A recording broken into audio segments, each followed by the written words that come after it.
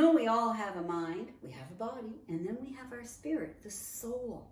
We are not a body that carries a soul. The soul is actually carrying our body. But when did you wake up to it? Oh, good morning, everybody, and welcome to Breakfast with Soul.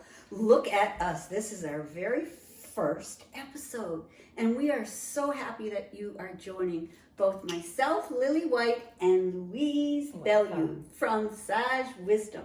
Aren't we excited? This is going to be an amazing journey today that we're going to start kind of from the beginning. Yeah. And see why we've decided to do this. So Lilly, take it from here and get us started. Like, what brought this changing all about the energy out there? Well, the question that I want to ask you, the viewer, is when did you start waking up to the soul of who you are? We all have a mind, we have a body, and then we have our spirit, the soul. The soul that we are not a body that carries a soul. The soul is actually carrying our body. But when did you wake up to it? Louise and I were having a brief discussion this morning about this very thing. And if you go back to 1987, ask yourself that question. Where were you in 1987? Why is that? Why specifically 1987? Well, 1987 was in August 16th and 17th, there was the convergence, the harmonic convergence. Does anybody remember that? There was 144,000 people from around the world that was started by Jose. Look him up. I will put all his information because I can't pronounce his last name, but he was brilliant. Jose started the very first Earth Day for us in 1970. And he, as an astrologer, knew what was going to be happening in August 16th and 17th. And that there was an alignment of planets. And our soul, was going to start waking up to who we were. Now, it's not that we woke up one morning and everything shifted. There was an energy shift. There was an energy change. And think about that for one moment. 144 people around the planet from different 1,000 people around the planet in different parts of the world, all praying at the same time for peace and harmony on our planet. How powerful is that? And I know, of course, since 1987, there's been many, many of these circles. I was blessed enough to be a part of one when we were in Bali with Desmond Tutu in 2005. But 87 was the year that it started. So how did you wake up? I know I woke up. It was 1987 was the year that I started studying and looking deeply into chakras. I was living in New Brunswick at the time. I was a mere 33 years old. And my good friend Nicole and I found out about Shirley MacLaine's chakra videos. So we started watching those and studying about what the chakras are, which, as most of you that are watching this today are fully aware, that the chakras are the organs to our soul. So we all know what's going on if something's going on in your back. I mean, what's really going on with the finances? Something's going on in your heart, what's going on? I'll go in deeper in another podcast, but these chakras are also where the planets reside. So when you look at the synchronicity of Jose understanding the formation of those stars at that time point, at that frame point in 1987, and you combine all of that with the energies, look at where we're at today and how much we've all grown. So in 1987, I started studying about chakras. And then in 1991, I really woke up because I woke up one morning with this in my head. Your life is unraveling now. Get out of bed. And it was Spirit's way of telling me that I had an addiction and I needed to get into a 12-step program. So that was 1981. And I have to tell you, listeners, my life has never been the same. I went through deep, deep changes. I started reading Deepak Chopra's work, Marianne Williamson, Wayne Dyer, and then of course I went deep, deep into the studies in 2000 with Carolyn Mace. But that's my story. And then I'm going to come back to a little bit about some of the energy modalities that we're using. But right now I want to find out about Louise. So I was a little bit younger than you, probably at a phase in my life, I'd say around 23, where I actually was starting off my career. I had moved from the western coast of Canada and gotten an interview with a large beauty company. I was in the beauty industry as a stylist and didn't have a whole lot of confidence, but went to this interview, was scared out of my wits into it, but I actually got the position, and then I got transferred here into the central Canada a little bit more, and I started to travel and have to really prove myself. So it's where I found my voice, the empowerment of being able to do things. But I was also at a phase, like when you say spirituality or awakening, I feel like for me, it wasn't so much an awakening as much as get empowered and where do you need to be. And I got pushed and pushed and pushed and really had to stand for myself and who I was.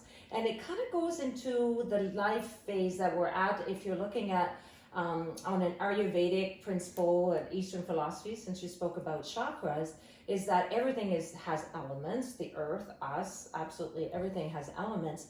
And when you're in that phase of your early 20s, you're very much earth, water, kapha, and it's about putting down the foundations, learning to see who you are, really feeling like survival mode, that kind of thing. So that's where I was at, where you were much more into in the mid-30s, where it's fire energy, Pitta, and where you're building it and you're really now starting to go within and building that phase of it. So there's such interesting things that go on that woke us up.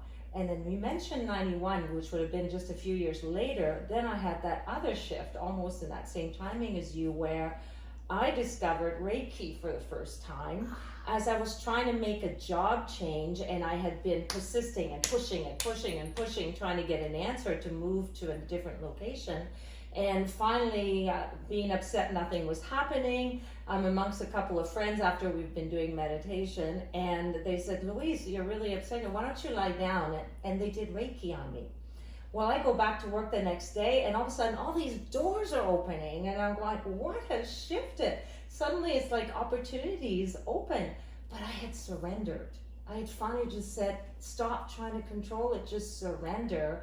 And then this Reiki energy just moved everything through. And then that's propelled me into researching more about energy. It's fascinating because you say that I was in the space of the fire energy in my 30s, and I was doing things. At the time, I was still repping.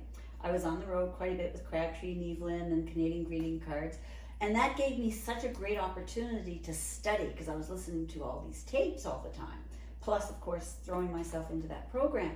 But I didn't hear about Reiki until in 2000, actually 98. Okay. So you were ahead of your time, faster than I was with the Reiki. Because in 1998 was when I first heard of the Trinity Table. I had joined John and I started taking ballroom dancing. And while we were there, a woman introduced me to a medium, a psychic medium, a doctor. She's a doctor, actually, Dr. Mary Anderson, out of Fairfax, Virginia. And one day I was talking to Mary, and she said, Lily, did you ever hear of the Trinity Table? And I said, yes, no. Yes, I have. And the way I had was I had dreamt about it 2 weeks prior. And I dreamt that in the dream, I was on sort of almost like in Greece, and looking down, sitting in these rows, looking down and seeing these beings of light healing somebody on a table that was spinning counterclockwise. That was in a dream. So 2 to 3 weeks later, I talked to Marianne Williamson, or sorry, not Marianne Williamson, Mary Anderson. And when she mentioned the Trinity Table, I had to go find out what this was about. So I got on a flight, went to Fairfax, Virginia, and had my first experience with the Trinity Table. And the Trinity Table is actually a 500 pounds of solid oak, and it spins counterclockwise. So it brings you into theta within 8 to 10 minutes. And when we're in theta, you know, when we get up in the morning and you have every answer to any question is inside of you the first thing in the morning before ego gets in the way. So what happens on the Trinity Table, you start to experience self like you never have before. And then for some people, they experience past lives. For some people, they see relatives that have passed on. Some people simply pass out and go to sleep because they need the rest. And I've had many clients like that with the Trinity Table. So in 1998, 1999, in 2000, I was studying deeply. And then I finally purchased the Trinity table in 2001. And in order to purchase the table, you needed to be a Reiki master because of that energy. So that's how I got into Reiki. And the rest became history. And it's fascinating, again, the synchronicities and how things happen. Spirituality, doesn't happen to you. You are it. We are here, now. We're in the moment. The spirituality is not outside. It's in us. We're just waking up to it. So the more I started to study, the deeper, more table rides myself and my clients had, the deeper spirit started talking to us. There's no separation in that energy. It's just our ego, in my humble opinion, that keeps us separated like that. So when I was seeing these clients, there was a day that one of my clients was at the house, and I said, this is not working for me anymore, this space. I had my own sacred space, had my own altar in the house, had altars all over the house. Altars literally alters the consciousness of your surroundings. And this one day I said to my girlfriend Diana, I need a shift. We need a new house so I can house more workshops. So she comes home, texts me that evening and says, I think I found your house. And she had. So by 2006, we moved here to Almont, and that then really propelled my journey. And that's how basically Breakfast with Soul got started. Because I would go to the grounds, I'd walk down to the grounds here in Almont, and I'd be sitting like this, Louise and I would be talking to somebody else about spirituality. And all of a sudden on Friday mornings, 2 people, then there'd be 3 people, then there'd be 4. So we started meeting weekly, weekly. And then we decided to do a Power Up Your Life event with Dr. Mona Lisa Schultz. And that just propelled us into Breakfast with Soul in a deeper way. So we were meeting monthly, not weekly, sorry. We were meeting monthly. And then, of course, 2020 hit. And that stopped. We stopped meeting and we started doing it on Zoom. Sometimes it's 2 people show up, sometimes 22. But my attitude was it didn't matter who showed up as long as I and the spirit of my understanding did. And it was from that whole ordeal that I started doing my writings on what I'm doing. So that was part of my story and how it happened. But we're really interested in what yours is and how, where were you in 1987 and where are you now? Are you still, it's so difficult for most of us, isn't it? To stay out of the ego. We need an ego. I got to get up in the morning and I have to, what is it? My gluten-free bread is $8 a loaf. It's the first So we idea have for to get up. Pastor We have to Ford. get up. We have to get up and we have to get going. But finding that middle ground of being here now, which is so important. That book, I can see why it did so well, because for me anyway, it taught us stop future time traveling. We're all time travelers at some level. We're in the back or we're in the future instead of right here, right now. So that's the question I'm asking you. Where were you and where are you now? And what does it feel like to say I'm a quote unquote being of light? I didn't get my PhD in this work like most of my colleagues did, especially those with the Trinity table. But I have a BBL. Beings of bright light. That's it. Bright being of light. And we all are. Beacons of And we all are. But it was from all that work then with Breakfast with Soul and Power Up Your Life, then I decided to go deep into studying Carolyn Mace's work. That's where I think you and I started to meet a little bit more. I ran into you one time at breakfast, and then from there you started coming into my business, which was a salon at the time. But the whole Carolyn Miss work, and really I find propelled me through what I've learned through you is shifting out of the ego, understanding more our patterns and archetype, our the shadow side, but not looking necessarily as, oh my goodness, I'm doomed, this is the shadow of me. So instead of actually embracing that shadow and the lesson that it's showing you, so you start to really get to know yourself more on a soul level. And it helped me more get out of my head, because I find that for me, I was always on a journey of what book can I read? What more can I do to get more spiritual, always chasing after that thing. And I would look at individuals go, well, how come they can connect? And all this work that I'm doing, all this reading that I'm doing, I can't seem to connect. Missing all that time, the signs that were dropping there in front of me, the synchronicities, the openness, as soon as I would just open my eyes and just be present in the moment.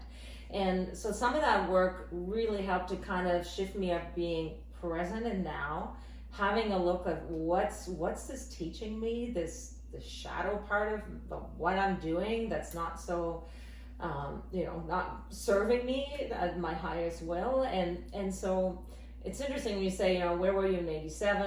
And then you go, when did I awaken? I hear those words all the time. I awoke when blah, blah, blah. And I always go, I must not be awoken, because I don't specifically remember waking up or that awakening moment. I do remember, however, through COVID, having that really hitting the wall after pushing so much to try to be able to do my work, and so my identity was wrapped up into my work, obviously, as a business owner. And then just finally, because my hands were tied and it was beyond my control, hitting that dark hour of the soul where I just burst and broke down and then realized this is beyond me, I can't do anything. I went within. I started a little bit more than just reading, but actually practicing more, doing, getting involved with a group so that I could share and creating community that way. And finally went within, and that's when things started to click more. Just be authentic, be here, be now. What is it that you need to connect to? And it was so interesting when I was teaching the archetypes, and it's all based on Carl Jung's work that Carolyn took and just brilliantly laid out for us to make it so much easier on what is the difference between our fate, what are we here for, and what do we make of our destiny, what's the difference. And it's interesting, one of the big reasons I think I decided to study with her, and I didn't realize it at the time, is because of the work I do now in the 12-step program, for instance.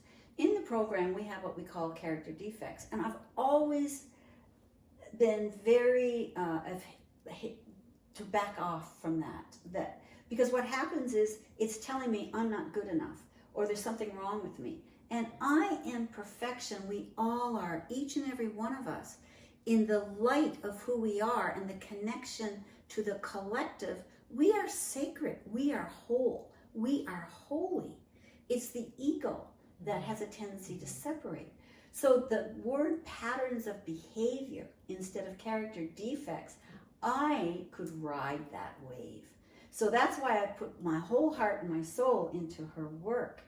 And we all have those 12 aspects of ourselves that sometimes we're in light and sometimes we're in shadow.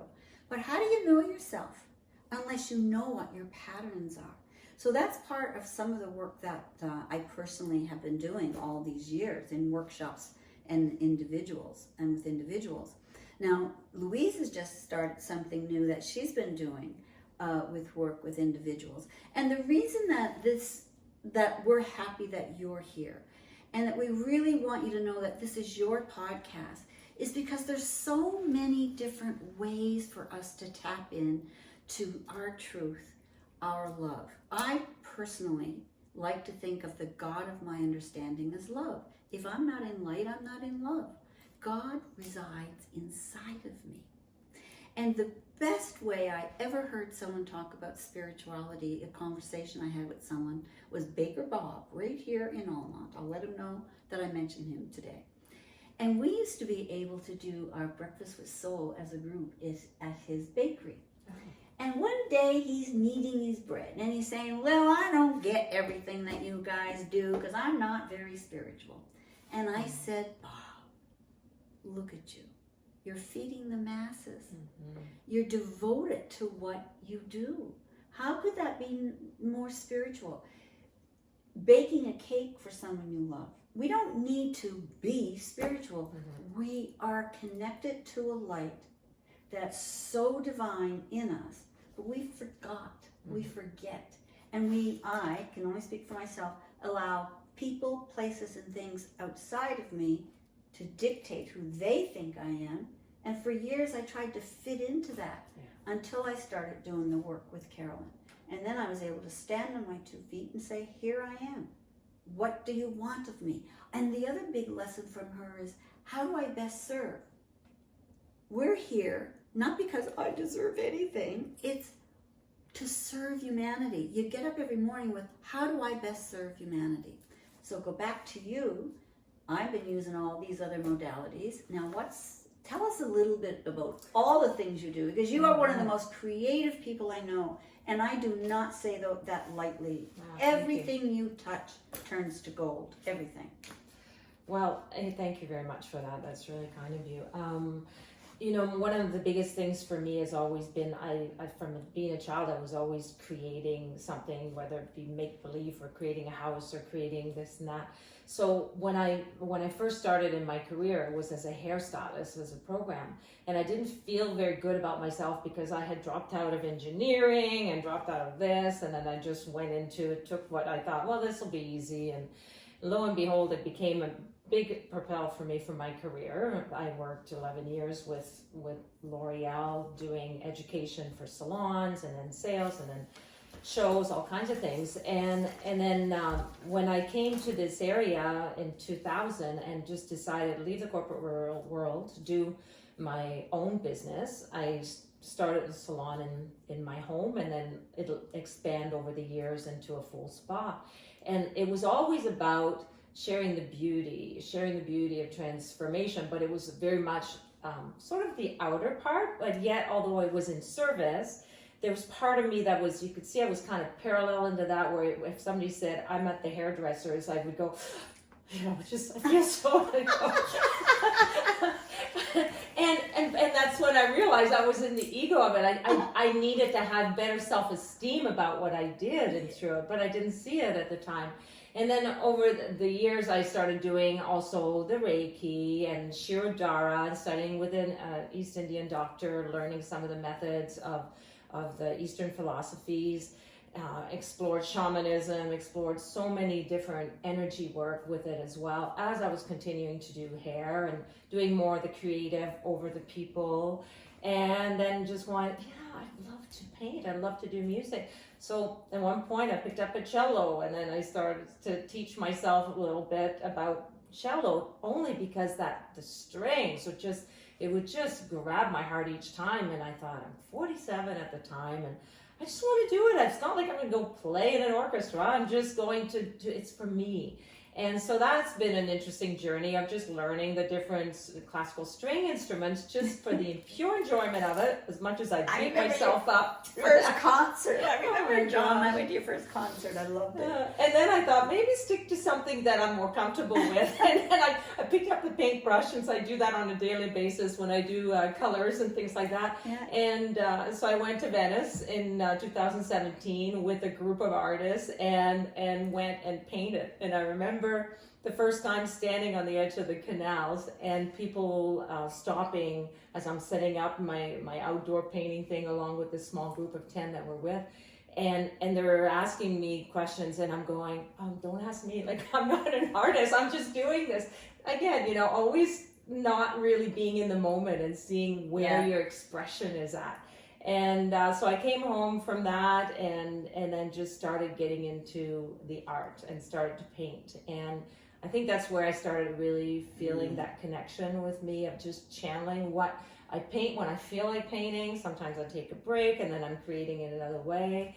But I tend to paint with what I've seen or done, or something that gets me on a heart level. Then I'll put it on canvas, and I've enjoyed doing that. And it's kind of now merging in with the other modality that you've talked about, because after coming back from a trip to Egypt, where it was really about energy and initiation and really connecting to the soul, I was told by a wonderful individual that I was rooming with, these are healing hands. And so it made me sort of re-look back at the Reiki that I used to do. I went more in depth into Egyptian Reiki because I sort of discovered Sekhem energy all through the temples of Egypt, and it just had me captivated.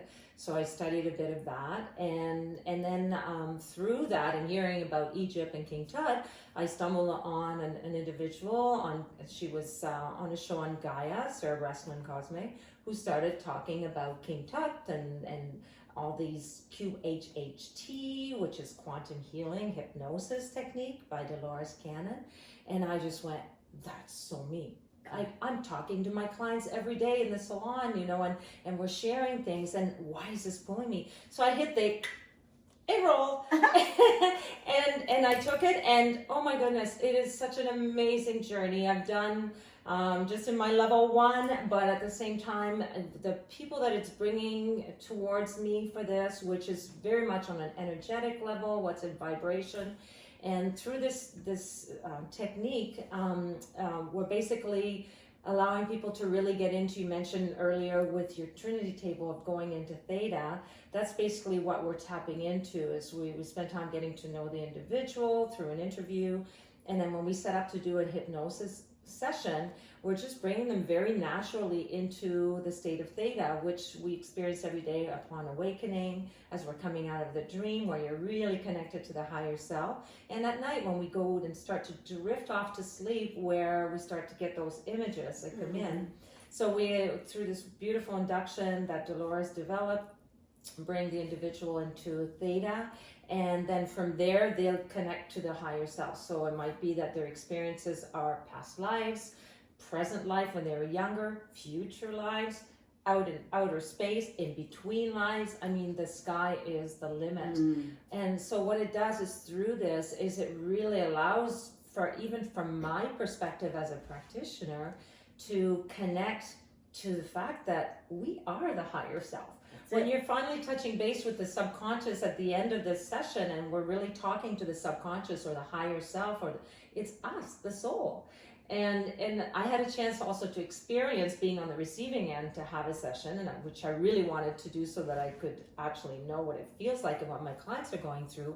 And through the whole time I'm going, wow, it was a really interesting shift. When I was in a past life, what sort of validated it for me is that as soon as this emotion came up, I went, why am I having an emotion around this? So then I'd go in and explore it and go, okay, there's something there. The emotions don't lie.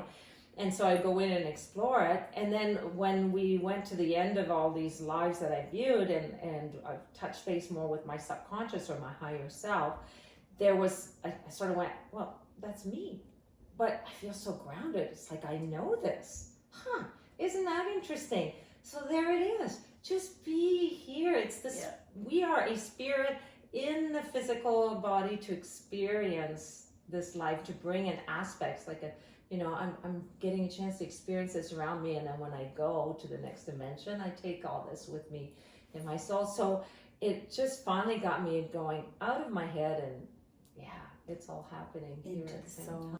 So with the hypnosis, people can contact you for appointments, and we'll put all that information at the bottom. Yes. For people. Yes, so I am booking appointments. It generally takes, I've been doing more like 6 hours altogether, so it's part of the day.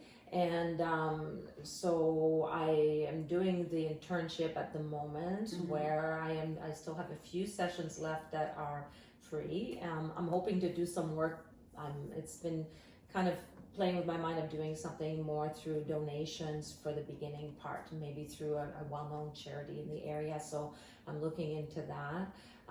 But I just find that right now I'm experiencing it also from the practitioner portion of sharing that, enjoying who's coming in to have a session, what it opens up for them, what it opens up for me. And just that journey, just let it also sometimes show up on a painting, that because of an experience, I go, look at that. I had an envision of me in Pompeii, and I had already done a painting in Pompeii, and I just went, that is just so crazily.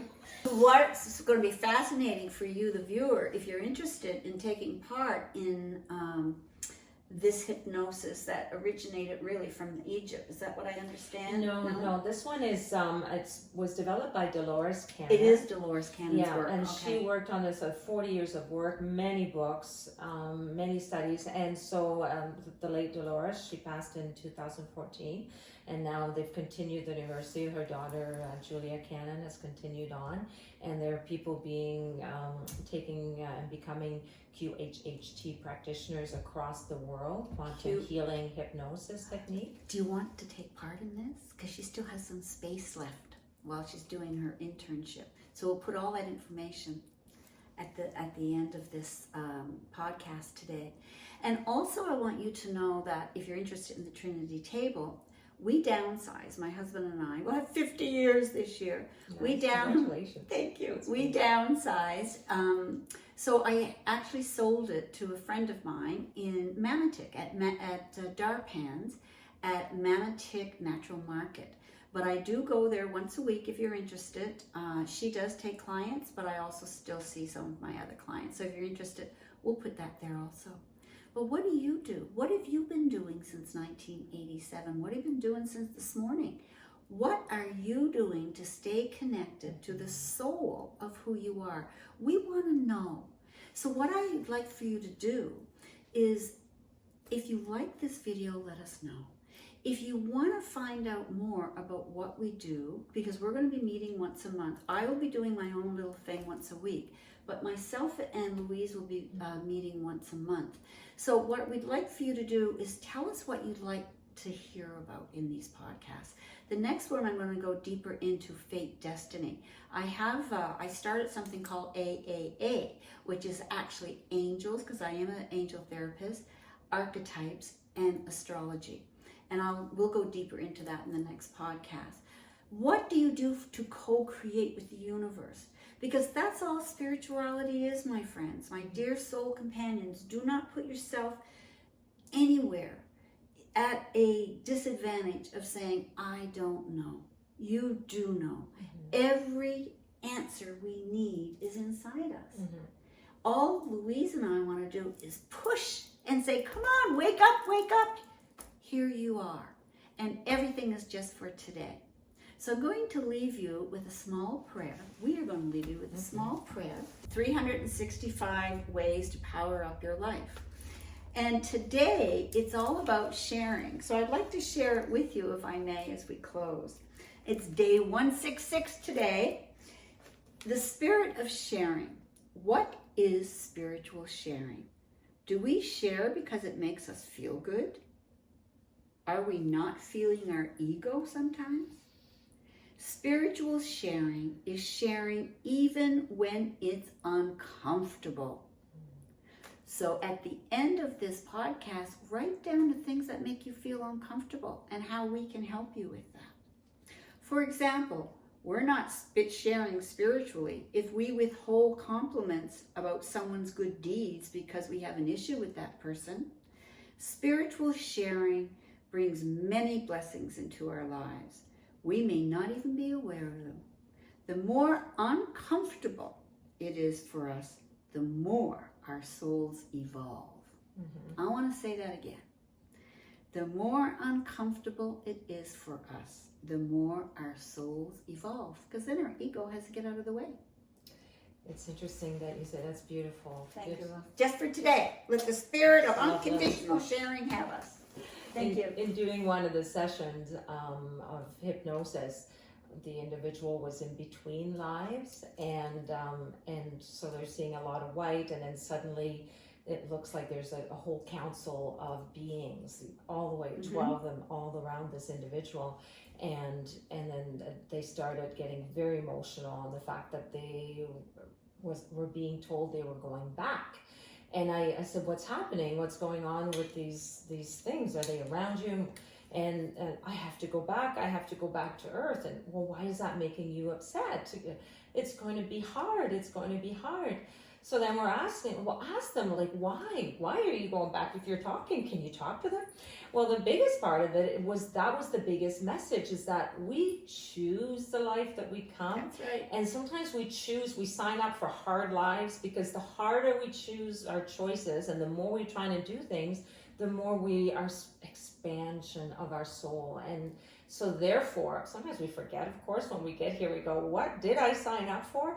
But that harder life, or those challenges, or all of that, is what expands us and makes us really, really open up and gets the ego out of the way. It breaks us so the light can come in. Yes. It breaks us so Cracking the light, open. so that the light comes in. Okay. You know, and it's interesting, even when I say that, I want to withdraw, because, you know, I want to say it cracks us so that the light comes in, because we're already there. The light is already there. Nothing is actually happening with that cracking. The light is there. It's just the ego takes a bow.